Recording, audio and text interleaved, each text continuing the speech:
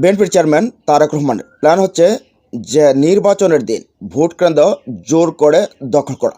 কিন্তু এই বিষয়ে একেবারে স্ফুলিঙ্গ ছড়ালেন তুর্কি প্রিন্স সিকবাতুল্লাহ সিকবা, বর্তমান ইসলামী ছাত্র শিবিরের কেন্দ্রীয় সেক্রেটারি। তুর্কি প্রিন্স সিকবাতুল্লাহ সিকবাকে নতুন করে চিন্তা হচ্ছে। নম্রতা থেকে এখন মাঝে মধ্যে স্ফুলিঙ্গ ছড়াচ্ছে। ইতিপূর্বে এটিএম আজহারুল ইসলাম বলছিলেন, ভোট কেন্দ্রে উল্টা পাল্টা কিছু করতে আসলে তারা যেন বউ মা থেকে শেষ বিদায় নিয়ে আসে। এটা কাকে বলছে আমরা সবাই জানি। আজহারুল ইসলাম সাহেবের পর তুর্কি প্রিন্স হুঁশিয়ারি দিয়েছেন, ভোট চুরি করতে আসলে হাত পা ভেঙে দেওয়া হবে। শিবিরের কেন্দ্রীয় সেক্রেটারি যেহেতু এটা বলছে, ভোট কেন্দ্র হেফাজতে শিবির পুরোদমে মাঠে থাকবে। এক্ষেত্রে আবার হাসনাত আবদুল্লাহ একটা কথা বলা যায়, শিবির ও ছাত্রশক্তি ভোট কেন্দ্র থাকলে কেউ ভোট চুরি করার সাহস করবে না।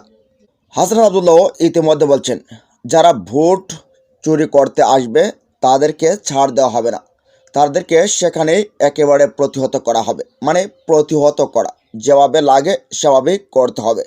এখান থেকে বোঝাই যাচ্ছে যে এনসিপি, জামায়াত, শিবির সবাই মিলে কতটা প্রস্তুতি নিয়ে রেখেছে যে যদি ভোট কেন্দ্র দখল করতে যায় তাহলে কেমন পরিস্থিতি হতে পারে।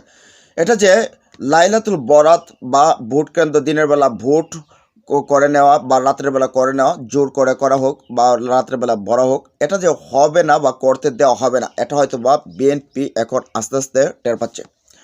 যে মানুষটা সুন্দর সুন্দর কথা বলেন, সিকবাতুল্লাহ সিকবা, সেই সিকবা এখন একেবারে পুরো দমে বারদ জ্বালিয়ে দিয়েছেন। তিনি বলছেন যে বা যারাই আসুক সেটাকে রুকে দিতে হবে। ইয়েস, ভোট চুরির চিন্তা যারা করতেছে সাবধান হয়ে যাও।